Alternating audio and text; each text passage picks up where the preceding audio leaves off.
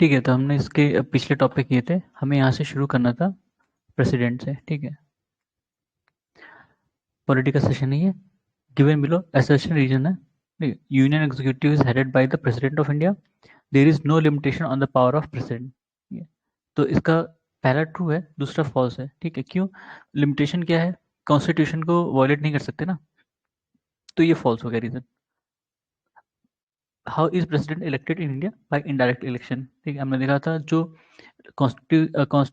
Legislative assemblies होती हैं उसके इलेक्टेड मेंबर, ठीक है, जितने भी लेजिस्लेटिव असेंबलीज हैं, नॉट काउंसिल, ठीक है, उसके इलेक्टेड मेंबर्स हर जो स्टेट है, प्लस जो लोकसभा और राज्यसभा है उसके इलेक्टेड मेंबर, ये मिलके पूरा एक कोलाज बनाते हैं। ठीक है, तो वो इलेक्ट करते हैं प्रेसिडेंट को। Which one of the following did not serve as vice president before assuming the office of president of India? Neelam Sanjiva Reddy. इनका क्वेश्चन कल भी आया था शायद। ठीक है, ये सीजीआई थे शायद। ठीक है, सीजीआई या चीफ जस्ट, मतलब जज थे सुप्रीम कोर्ट के, शायद सीजीआई थे मेरे ख्याल से। हाँ, तो ये मतलब ऑप्शंस में थे, यही थे जो वाइस प्रेसिडेंट की तरह नहीं इलेक्ट हुए थे पहले, ये डायरेक्टली प्रेसिडेंट बने थे, मतलब इलेक्शन में। बाकी जो उसमें ऑप्शन में थे वो वाइस प्रेसिडेंट हुए थे, उसके बाद प्रेसिडेंट हुए थे इलेक्शन में, इलेक्शन के, election through he. which is not correct regarding presidential election. President's election may be postponed on the ground that electoral college is incomplete. ठीक है, ये मतलब करेक्ट नहीं है। क्यों? अभी हमने देखा था ना, जम्मू कश्मीर था, जम्मू कश्मीर जब इलेक्शन हुआ प्रेसिडेंट का, तो जम्मू कश्मीर जो है उसकी वो राज्य मतलब जो असेंबली है वो भंग थी। ठीक है, तो वहां से कोई एमएलए वोट नहीं दिया था, क्योंकि कोई एमएलए था ही नहीं। तो यहाँ इनकम्प्लीट वाला चक्कर होता ही नहीं है। ठीक है, जितने हैं वो वोट देंगे, जितने नहीं हैं उनका कोई मतलब नहीं है। Minimum number of electors needed to be proposer of presidential candidate for the nomination of a person for the election of president. Minimum 50 electors need to be proposer and further 50 electors need to be seconder of nomination paper. ठीक है, मतलब 50 electors जो है वो proposer होंगे और 50 इलेक्टर जो है वो सेकेंडर होंगे। If in the electoral college for presidential election in India is consists of the value of vote of an elected member of parliament equals to the total value of votes of all elected MLAs divided by total number of elected MPs। ठीक है, ये मतलब जो एक member है parliament का, यानी MP जो होता है उसके वोट की वैल्यू बता रहा है कि value of the vote of an elected member of parliament equals to value of total value of the votes of the elect total value of. ठीक है, मतलब देश भर में जितने एमएलए हैं, ठीक है, मान लो कि एक्स एमएलए हैं पूरे देश भर में, उनका divided by total number of elected MPs, जो एमपीज के हैं। ठीक है, एक्स नंबर ऑफ एमपीज हैं। ठीक है, तो ये एक मतलब ये वोट होगा किसका? एक एमपी का, सिंगल एमपी का। ठीक है, अब ऐसे कितने हैं? मतलब 545 के आसपास होंगे, 545, और इसमें से कुछ नॉमिनेटेड हटा दो। ठीक है, तो ये लोकसभा और राज्यसभा में कितने 250 245 के आसपास। हाँ, उसमें से नॉमिनेटेड हटा दो, तो जो डायरेक्ट मतलब इलेक्टेड हैं, इसमें से इलेक्टेड और इसमें से इलेक्टेड, वो एमपी का कुल प्लस जितने एमएलए हैं, हाँ, वो सारे वोट देते हैं। पर एमएलए का वोट का काउंट जो है वो मतलब वैल्यू जो है वो कम है इन कंपेरिजन टू एमपी। तो एमपी जिनको फेवर करते हैं, ज़्यादातर एमपी लगभग वही जो है प्रेसिडेंट बनते हैं।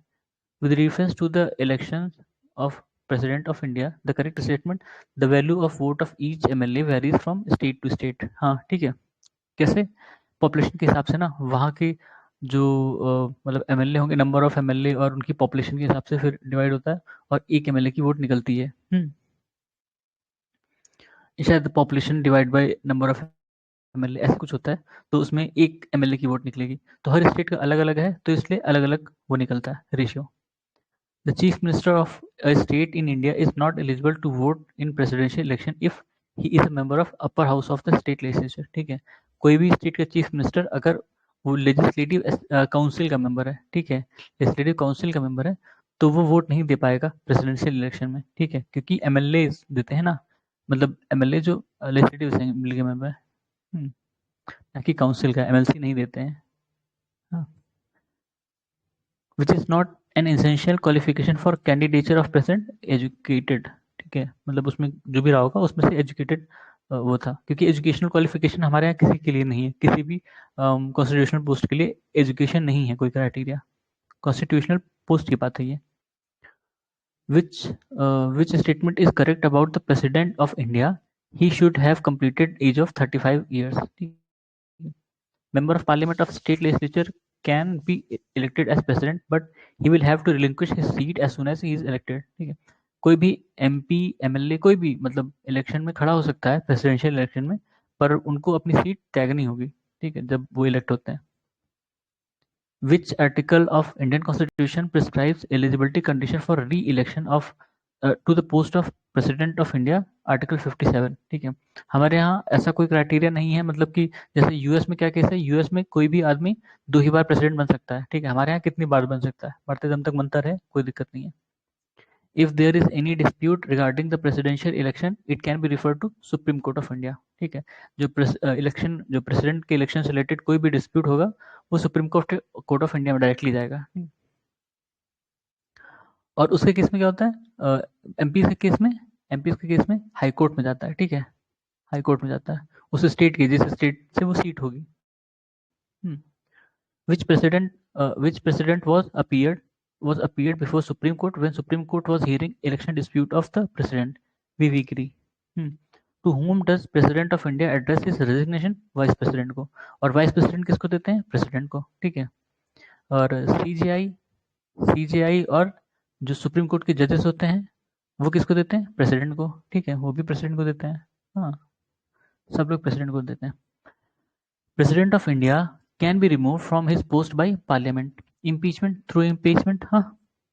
At least how many days for period notice is required for the impeachment of President of India? 14 days. Which is part of electoral collage of president but not a process of impeachment? State legislative assemblies, ठीक है, अभी हमने देखा था जितने भी legislative assemblies हैं उनके जो इलेक्टेड मेंबर्स होते हैं, MLAs जो इलेक्टेड होंगे, वो वोट देते हैं प्रेसिडेंशियल इलेक्शन में, लेकिन प्रेसिडेंट के रिमूवल में उनका कोई रोल नहीं है, सिर्फ लोकसभा और राज्यसभा पार्टिसिपेट करती है रिमूवल में, ठीक है। और इसमें जब जैसे इलेक्शन था तो सिर्फ इलेक्टेड मेंबर थे, लेकिन जब इम्पीचमेंट होता है तो सारे मेंबर होंगे, ठीक है, इलेक्टेड हो या नॉमिनेटेड हो सारे। The vacant post of president is to be filled with in 6 months, ठीक है। For how long can the vice president act as president when president can not perform his duties for reason of death, resignation, removal और otherwise? 6 month, ऊपर हमने देखा था ना कि 6 महीने के अंदर वो पोस्ट फिल करनी है, तो इसका मतलब जो भी वाइस प्रेसिडेंट होगा वो अगले 6 महीने तक प्रेसिडेंट बना रहेगा, ठीक है। अगर वाइस प्रेसिडेंट नहीं है तो CJI, ठीक है, और CJI भी नहीं है तो जो सीनियर मोस्ट जज होगा वो एज ए प्रेसिडेंट काम करेगा। Who was Prime Minister of India when the basic principle of India's nuclear doctrine, no first use, was adopted? Atal Bihari Vajpayee. मतलब ये 1998 के आसपास, 1998 या 99 के आसपास आया होगा ये, हाँ, क्योंकि दूसरा न्यूक्लियर टेस्ट हमने इसी टाइम किया था। In case of post of President of India falls vacant due to his death, resignation, removal, who will occupy post? Vice President. In case of post of President falls vacant and there is no Vice President, who would be acting as President? Chief Justice of Supreme Court. अगर Chief Justice भी नहीं है वो भी resign कर देते हैं तो कौन? Senior most judge होंगे। Who is the executive head of state in India? Who is the executive of state in India? President बोला। अब ये देखना पड़ेगा स्टेट वाला, मतलब स्टेट वाला उस सेंस में है या कंट्री सेंस में है, ठीक है। एग्जीक्यूटिव हेड वैसे इंडिया का तो प्रेसिडेंट है, पर स्टेट इंडिया देखना पड़ेगा। The executive power of the union is vested in president of India. The executive power is concern with carrying on business of government, ठीक है, दोनों करेक्ट स्टेटमेंट है, पर ये करेक्ट एक्सप्लेनेशन नहीं है। स्टेटमेंट दोनों ही करेक्ट है, ठीक है, पर ये करेक्ट एक्सप्लेनेशन नहीं है। Following correct statement are: Prime Minister is appointed by President, ठीक है, Prime Minister is the head of Council of Ministers, ठीक है, Prime Minister at the time of his appointment needs not to be a member of either House of Parliament, ये भी सही है। ठीक है, किसी भी मतलब सिटीजन को प्राइम मिनिस्टर या कोई भी मिनिस्टर बनाया जा सकता है 6 महीने के लिए, एटलीस्ट 6 महीने के लिए, नहीं मैक्सिमम 6 महीने के लिए। क्यों? क्योंकि माना जाता है उनको, मतलब अपने उसमें कॉन्स्टिट्यूशन प्रावधान है कि जो ऑक्युपाई करेगा फिर उसको 6 महीने के अंदर इलेक्शन के थ्रू, चाहे वो राज्यसभा या लोकसभा का मेंबर बने, ठीक है, चाहे नॉमिनेटेड ही हो, ठीक है, वो मेंबर बनेगा तब वो कंटिन्यू कर सकता है, अदरवाइज 6 महीने बाद उसको रिजाइन करना होगा। और टेक्निकली देखा जाए तो प्रेसिडेंट किसी को भी प्राइम मिनिस्टर बना सकते हैं, ठीक है, ऑल्दो प्रैक्टिकली पॉसिबल नहीं है पर टेक्निकली वो है, मतलब थ्योरेटिकली कह सकते हो। लिस्ट टू मिनिमम और अच्छा मिनिमम क्वालिफिकेशन ऑफ एज और पोस्ट और ऑफिस। 21 ईयर्स इसमें member of panchayat, 25 years member of legislative assemblies, 30 years member of legislative council और 35 ईयर्स प्रेसिडेंट ऑफ इंडिया, ठीक है। ये एज है, इसको याद रखना, अलग अलग पोस्ट के लिए अलग अलग as. President of India exercises his power directly और through office subordinated to him, जैसे council of ministers. Which one of the following amendment to the Indian Constitution empowers the President to send back any matter for reconsideration by Council of Ministers? 44th, ठीक है। तो उसमें क्या प्रावधान है कि अगर पहली बार मतलब कोई भी बिल उनको भेजा गया है तो वो उसको वापस भेज सकते हैं, ठीक है, पर अगर बिल दोबारा उनके पास भेजा गया दूसरी बार तो उनको साइन करना ही पड़ेगा, उसको मतलब वापस नहीं भेज सकते एक तरह से। The president can dissolve Lok Sabha on recommendation of union cabinet. The joint sitting The joint sitting of House of People and Council of State is summoned by President, ठीक है। समन कौन करता है? प्रेसिडेंट। और जब जॉइंट सिटिंग होगी दोनों हाउस की तो उसको चेयर कौन करेगा? स्पीकर, ठीक है, स्पीकर। हाँ, स्पीकर नहीं है तो डिप्टी स्पीकर, डिप्टी नहीं है, डिप्टी स्पीकर भी नहीं है तो deputy chairman of Rajya Sabha. President of India addresses the parliament under both houses of parliament assemble together, article 87 में मेंशन है, ठीक है। Given below are two statements, one side level assertion region है। Next, the president can recommend to the parliament to change the boundary of any state after seeking views of the concerned legislature of that state on the subject within a specified period, ठीक है। और it is not mandatory for president to accept the proposal of the concerned state legislature। दोनों ही true हैं पर ये correct explanation नहीं है, ठीक है, मतलब दोनों ही करेक्ट स्टेटमेंट है एक तरह से कि ये मतलब वो जो कोई भी स्टेट अपने वो दे सकता है ओपिनियन कि उसकी बाउंड्री चेंज करना है या नहीं चेंज करना है, लेकिन ये मैंडेटरी नहीं है प्रेसिडेंट के ऊपर कि वो उसको माने ही। फिर the only instance where President of India exercises his power of veto is related to the Indian Post Office Amendment Bill। एक और था, दो केसेस थे जिसमें शायद वीटो पावर यूज हुई है। तो एक तो ये था इंडियन पोस्ट ऑफिस, ये शायद 1998 1988 के आसपास था, ये 88 या 89 ऐसे कुछ था ये, ठीक है। ज्ञानी जैल सिंह थे, कौन था, शायद वही थे। और उन्होंने क्या कहते हैं कि जो इंडियन पोस्ट ऑफिस बिल था इसको रख लिया था। पॉकेट वीटो में क्या होता है, आप साइन नहीं करते, वापस भी नहीं भेजते, अपने पास रखे रहते हो। हाँ, पॉकेट वीटो ज्ञानी जैल सिंह प्रेसिडेंट थे उस समय। Under which article of the Indian Constitution the President of India enjoys the power to withhold his assent to any bill passed by both houses of the Parliament, Article 111, ठीक है। क्योंकि इसमें time mention नहीं है कि कितने time frame में आपको वो साइन करना है बिल को, असेंट देना है या नहीं, ठीक है। तो उसका फायदा उठाते हैं और वो अपने पास रखे रह जाता है। और इस केस में आप कुछ कर नहीं सकते, पार्लियामेंट कुछ कर नहीं सकती, वो उनके खिलाफ इम्पीचमेंट ऐसा कुछ नहीं कर सकती, ठीक है, वो बिल पड़ा रहेगा उनके ऑफिस में। The discretionary power of President to return the bill with objections and to withhold the bill are discretionary power of President, ठीक है। इसमें उनकी जो जो काउंसिल ऑफ मिनिस्टर्स होते हैं उनकी एडवाइस भी नहीं मानी जाती, क्योंकि डिस्क्रिशनरी पावर है, ऑल्दो मेंशन नहीं है लेकिन एक तरह से डिस्क्रिशनरी है। On which matter it is not essential for president. देखो प्रेसिडेंट के लिए कोई भी पावर मतलब उसमें कहीं भी मेंशन नहीं कि डिस्क्रिशनरी है या नहीं, लेकिन गवर्नर के केस में उनकी कुछ डिस्क्रिशनरी पावर मेंशन्ड है, ठीक है। जो प्रेसिडेंट को डिस्क्रिशनरी पावर मिलती है वो सिचुएशनल है, किसी सिचुएशन के हिसाब से होगी। ठीक है, इसलिए मेंशन नहीं है कि ये डिस्क्रिशनरी पावर है या नहीं। लेकिन गवर्नर के केस में अलग से मेंशन है कि ये उनकी डिस्क्रिशनरी पावर है, और इसमें मतलब कोर्ट या कोई कुछ नहीं कर सकता। अगर उन्होंने कहा ये है तो ये है। On which matter it is not essential for the president to take advice from council of minister to assent to bills। ठीक है, under which article of the Indian Constitution did the president give his assent to ordinance on electoral reform when it was sent back to him by union cabinet without making any change? Article 123। ठीक है, ordinance making power और article 123। ठीक है, the ordinance promulgated by president must be placed before parliament within what time frame after the start of its session? 6 week। ठीक है, इसलिए कहते हैं कि कोई भी ऑर्डिनेंस है उसकी एज मतलब 6 महीने 6 मंथ प्लस 6 वीक। ठीक है, 6 महीने कैसे? क्योंकि सेशन 2 सेशन के बीच में मैक्सिमम 6 महीने का गैप हो सकता है, तो ये 6 महीने का गैप।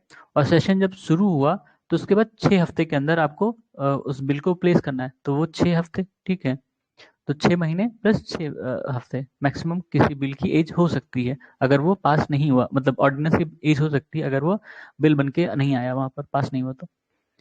विच आर, पहले ऐसा होता था ना कि जैसे कोई कई सारे ऐसे एक्ट थे जिनको वो ऑर्डिनेंस के थ्रू मतलब उसको बिल के थ्रू नहीं लाए, तो पार्लियामेंट या जो लेजिस्लेचर उसमें नहीं आया, फिर उसको प्रमलगेट करा देते थे एज अ ऑर्डिनेंस। ठीक है, तो जब वो लैप्स होने वाला होता था, मान लो कि 6 महीने 6 हफ्ते बीत गए, फिर उसको ऑर्डिनेंस की तरह ला दिया, फिर उसको ऑर्डिनेंस की तरह ला दिया, फिर ऐसे, तो ऐसे कंटिन्यूस होता था। तो बिहार में ऐसा केस था कि पता नहीं मतलब 20-25 ऐसे लॉ रहे होंगे जो ऑर्डिनेंस की तरह काम कर रहे थे, मतलब ऑर्डिनेंस की तरह उनको हर बार वो रिफ्रेश रिफ्रेश किए जा रहे थे। तो वही केस था डीसी वाधवा वाला। ठीक है, DC Wadhwa, DC Wadhwa case ordinance से ही रिलेटेड था। उसमें सुप्रीम कोर्ट ने कहा था कि ये नहीं हो सकता, आपको बिल को वहाँ लेजिस्लेचर में लाना पड़ेगा, और मतलब जो ऑर्डिनेंस है उसको एज ए बिल लाना पड़ेगा, और उस पर लोगों की सहमति होनी चाहिए।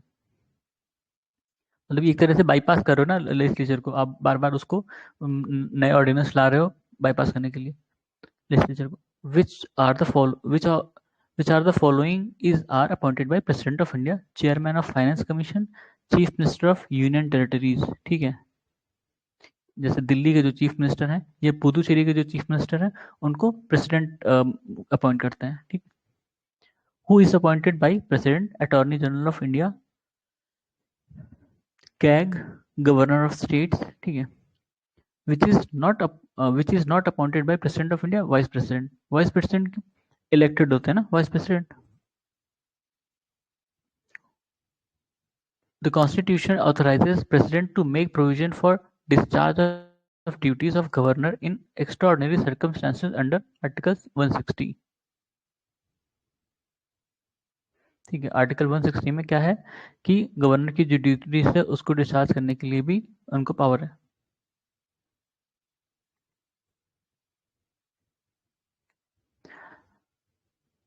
Indian Constitution doesn't empower the President of India with the right of appointment of Chief Minister in states। ठीक है, ये ऑप्शंस में ये करेक्ट रहा होगा।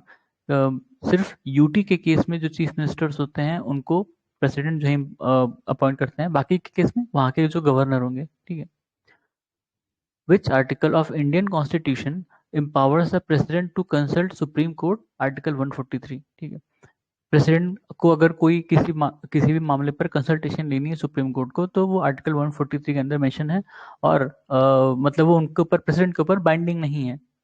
सुप्रीम कोर्ट के ऊपर भी सुप्रीम कोर्ट ने मतलब कोई भी रिकमेंडेशन दी या जो भी सजेशन दिया, तो वो प्रेसिडेंट के ऊपर बाइंडिंग नहीं होती। ठीक है, according to constitution which is literally not a power of president of India to send message to houses of parliament. ठीक है, to send messages to houses of parliament, ये नॉट पावर ऑफ प्रेसिडेंट है। ठीक है, ये शायद duty है, ये जो भी है, वैसे मैसेज तो नहीं भेजते हैं। President of India does not have the right to remove a जज ऑफ सुप्रीम कोर्ट। ठीक है, किसके पास है? ये पार्लियामेंट करती है ना, पार्लियामेंट करती है। Given below are two statement, assertion reason है, president of India is a part of parliament. ठीक है, a bill passed by the two houses of the parliament can not become a law without the assent of the president. देखो statement दोनों ही correct है, और ये correct explanation भी है। ठीक है, फिर in the event of vacancy in the office of both president and vice president who shall discharge the function of president, ठीक, chief justice of India CGI करेंगे, और सीजीआई भी नहीं है तो सीनियर मोस्ट जज जो होंगे सुप्रीम कोर्ट के, वो बनेंगे प्रेसिडेंट, ठीक है, वो एज ए प्रेसिडेंट वो एक्ट करेंगे उस time. Power of president to grant pardon is a judicial power, which doesn't consist of power to pardon of president, detention and continuation. Which type of authority are attributed to President of India? Titular यानी formal, de jure, constitutional, nominal. ये सारे इस सारे तरह की authority president में हैं। Which article of the constitution mention doctrine of pleasure? Article 310. देखना पड़ेगा ये किस चीज से रिलेटेड है। According to Constitution of India, it is the duty of the President of India to cause to be laid before Parliament. किस कौन कौन सी ऐसी चीज है? The recommendation of union finance commission, ठीक है, union finance commission article 280, report of CAG यानी controller and auditor general, CAG किसके अंडर में है? 148 है ना। फिर report of national commission for schedule caste, ठीक है, इसका आर्टिकल मुझे याद नहीं है, 338 339 ऐसे कुछ है ना, 338 या 9 ऐसी समथिंग है, मुझे एग्जैक्टली नहीं याद आ रहा। Which is not constitutional prerogative of President of India returning a financial bill for consideration. क्यों? क्योंकि जो फाइनेंशियल बिल आता है वो उनकी ही सहमति से आता है, ठीक है शायद, तो इसलिए वो उसको नहीं वापस भेज सकते हैं, उस पर उनको साइन करना ही होता है।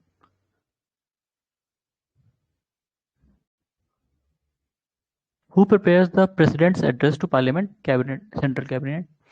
फिर assertion reason है, President is part of Parliament, a bill passed by, ये अभी ऊपर हमने देखा था, करेक्ट एक्सप्लेनेशन है। फिर assertion reason है, Supreme Command of Defense Force is vested in President, सही है। The President's power as a Commander in Chief are independent of legislative control, ये गलत है, ठीक है, legislative control के अंदर में है, ऐसा नहीं है कि इंडिपेंडेंट है। legislative control मतलब पार्लियामेंट एक तरह से। The first president of independent India hailed from Bihar. Important. Who was the fourth president of India? Shri V.V. Giri. Which president of India completed 2 successive term? Doctor Rajendra Prasad. शायद यही इकलौते president हैं जो 2 बार हुए हैं ना, ये कोई और भी था पता नहीं। President of India unanimously N Sanjiva Reddy, वही नीलम संजीव रेड्डी, ये वाइस प्रेसिडेंट नहीं थे, ये पहले शायद सीजीआई थे, उसके बाद ये इलेक्शन लड़े तो प्रेसिडेंट हुए थे। उस समय वो कांग्रेस में ही मतलब लड़ाई चलती थी ना आपस में, तो एक सेक्शन ने किसी और को खड़ा किया था, एक दूसरे ने इनको सपोर्ट किया था, दे जीते। The correct match is as following.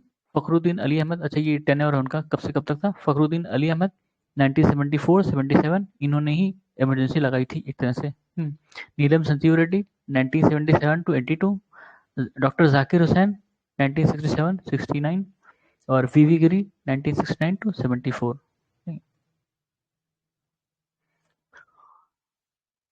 Which president before becoming president of India did not hold the office of vice president? Neelam Sanjeeva Reddy. Which of the following Indian president also served as Speaker of Lok Sabha? Neelam Sanjeeva Reddy. Which president of India who is known as the philosopher king or philosopher ruler? Dr. Radhakrishnan. ठीक है. Which president of India was associated with trade union movement? V.V. Giri. The president of India was called Missile Man. APJ Abdul Kalam. The Chief Justice of India also acted as President of India, ठीक है, justice M. Hidayatullah, ये president बने नहीं थे, लेकिन उस समय vacancy जैसे बताया था अभी 2 केसेस में कि अगर प्रेसिडेंट भी नहीं है, ठीक है, और वाइस प्रेसिडेंट भी नहीं है, तो जो चीफ जस्टिस होते हैं, सीजीआई होते हैं, वो एज ए प्रेसिडेंट एक्ट करते हैं। तो ये जस्टिस हिदायतुल्ला ऐसे पहले व्यक्ति थे जो सीजीआई रहते हुए एज ए प्रेसिडेंट एक्ट किए थे। Who was receiver of first Bharat Ratna? Doctor S Radhakrishnan, ठीक है। फिर assertion reason है, during the term of office no litigation can be instituted in any court of law against president of India. President's office above constitution, देखो दोनों ही incorrect है, ठीक है। ये तो है नहीं क्योंकि कॉन्स्टिट्यूशन से ऊपर तो कुछ नहीं है। लेकिन during term of office no litigation can be instituted in any court of India against president, ये भी गलत है। ठीक है, कर तो सकती हैं, उनको नहीं आना पड़ेगा कोर्ट, वो अलग चीज़ है। या उनको कुछ चीज़ों में बार किया, मतलब उनको कुछ चीज़ों में प्रोटेक्ट किया गया, वो भी अलग चीज़ है। मतलब दो होते हैं ना, सिविल और क्रिमिनल, सिविल और क्रिमिनल ऑफेंस। तो क्रिमिनल में नहीं उनको कर सकते हैं, लेकिन सिविल में कर सकते हैं। ठीक है। What is sequence number of Miss Pratibha Patil as president of republic of India, 12th थी वो। ठीक है। A bill presented in parliament become an act after president has given assent, who has the constitutional power to declare geographical area as scheduled area, president के पास है। Which is discretionary power of president. अच्छा, discretionary देखो कहीं mention नहीं है, situational होती है डिस्क्रिशनरी पावर प्रेसिडेंट के केस में। तो इसमें से कौन कौन सी है? To return a bill to parliament with objections, to detain a bill, to ask the prime minister for such information related to any advice, to say the council of minister for reconsideration of any advice। ठीक है। which of the legislative power of president according to constitution to promulgate ordinance। अच्छा, उसमें options में ये रहा होगा, he represent the nation but does not lead the nation, किसके लिए कहा गया ये? प्रेसिडेंट के लिए। लीड कौन कैसे करता है वैसे? काउंसिल ऑफ मिनिस्टर या पीएम कह सकते हो। ठीक है। इलेक्टोरल कोलाज कॉलेज लिखा, electoral college for 16th vice president election of India for 2022 consist of how many members? 788। ठीक है। अब जो वाइस प्रेसिडेंट का इलेक्शन होता है वो लोकसभा और राज्यसभा वाले ही करते हैं, इलेक्ट करते हैं उनको। ठीक है, उसमें सारे मेंबर होते हैं। द इंडियन प्रेसिडेंट इज, सारे इलेक्टेड होते हैं शायद, पता नहीं, इलेक्टेड तो नहीं होते ना, सारे ही मेंबर होते हैं शायद। The president is eligible for री election of for how many times, बताया था कितने भी नंबर के लिए आप प्रेसिडेंट बन सकते हो। ठीक है, इसकी कोई लिमिट नहीं है, अपने यहाँ यूएस में लिमिट है 2 बार। Which president of India has been governor of Bihar? Doctor Zakir Hussain. Rashtrapati Bhavan was design by Edwin Lutyens. ठीक है, किस पे बनाया गया था? वो एक मंदिर है ना, उसका नाम मुझे चित्रांगनी नहीं, ऐसे कुछ नाम था उसका, चलो नाम याद रहेगा बताएंगे, उसी के मॉडल पे बनाया गया है। ठीक है। एमपी में सर मंदिर है शायद उसका नाम। 64 योगिनी टेम्पल है। हाँ, 64 Yogini temple, 64 Yogini temple. Vice president, vice president के ऊपर क्वेश्चन है। The vice president of India is elected by members of electoral college comprising all the members of both house of parliament. ठीक है, हाँ यहाँ क्लियर हो गया। लोकसभा और राज्यसभा के सारे ही मेंबर, नॉमिनेटेड और इलेक्टेड, दोनों ही तरह के मेंबर पार्टिसिपेट करते हैं। ठीक है। Given below are two statement assertion reason है। In order to be eligible for election as vice president, a person must be qualified for election as a upper house, as a member of upper house. Vice president is the chairman of राज्य सभा। ठीक है, दोनों ही correct explanation है, और मतलब दोनों ही करेक्ट स्टेटमेंट है और एक्सप्लेनेशन भी करेक्ट है। ठीक है। वाइस प्रेसिडेंट राज्यसभा का मेंबर नहीं होता, लेकिन ये वाइस मतलब चेयरमैन होता है राज्यसभा का। स्पीकर के केस में ऐसा नहीं है, स्पीकर जो है वो मेंबर भी होते हैं और लोकसभा के चेयरमैन भी होते हैं। इसीलिए जब जॉइंट सेशन होता है, although vice president is on upper hierarchy, लेकिन वो जॉइंट सेटिंग में कहीं भी पार्टिसिपेट नहीं करते हैं। जॉइंट सेटिंग में स्पीकर, डिप्टी स्पीकर या डिप्टी चेयरमैन पार्टिसिपेट करते हैं। ठीक है, अगर उसको हेड करने की बात आती है तो वाइस प्रेसिडेंट का नाम कहीं नहीं आता। ठीक है, वाइस प्रेसिडेंट का नाम कहीं नहीं आता क्योंकि मेंबर नहीं है उस हाउस के, दोनों ही हाउस का, किसी में भी। The following statement about the vice president of India are not correct. कौन सा? In order to be vice president a person must be qualified for election as a member of house of people. ठीक है, गलत है इसमें, not house of people but house of states, यानी राज्यसभा। ठीक है, जो आरएस है।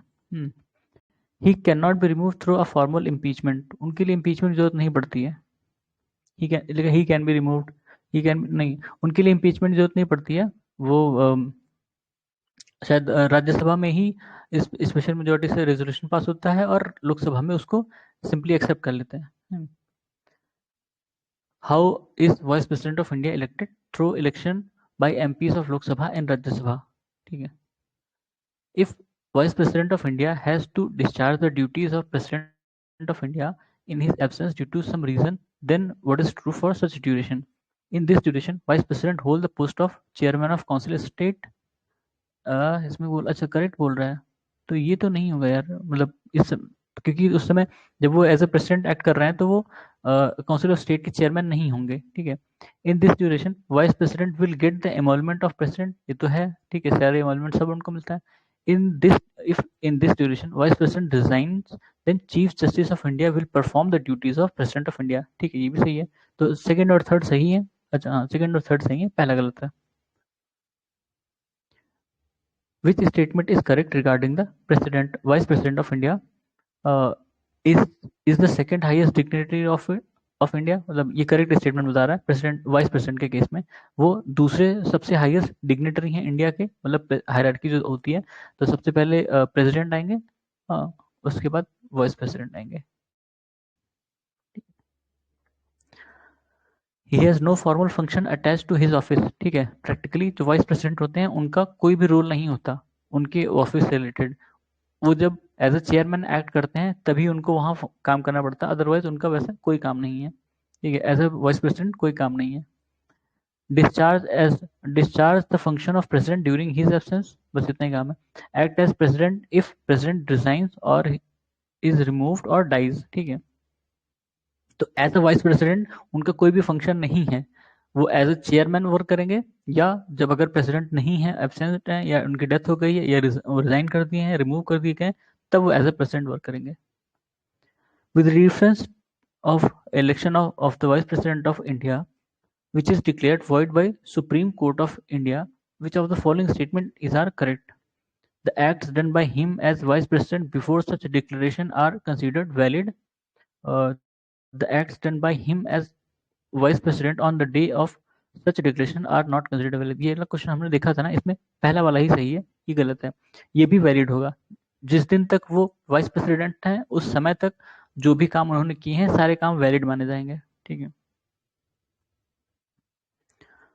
फिर vice president may be remove from his office by resolution of council of state.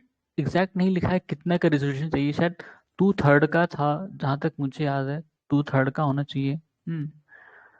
Exactly मुझे भी नहीं याद आ रहा है। Who is the chairman of Rajya Sabha? Vice President.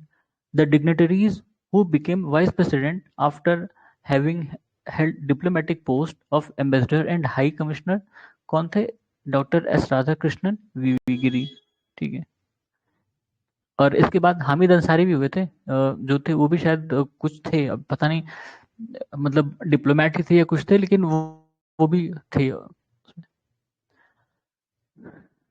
Which has held the office of Vice President of India, which has held, अच्छा, मोहम्मद हिदायतुल्लाह शंकर दयाल शर्मा, जो options था उसमें से बता रहा है। The serial number of Mister Mohammad Ansari as vice president of India 12th, ठीक है। मोहम्मद अंसारी 2 बार रहे हैं ना, वो 12th थे। फिर काउंसिल ऑफ मिनिस्टर बाद में करें क्या? काउंसिल ऑफ मिनिस्टर बाद में शुरू करते हैं, ठीक है, तब तक के लिए धन्यवाद।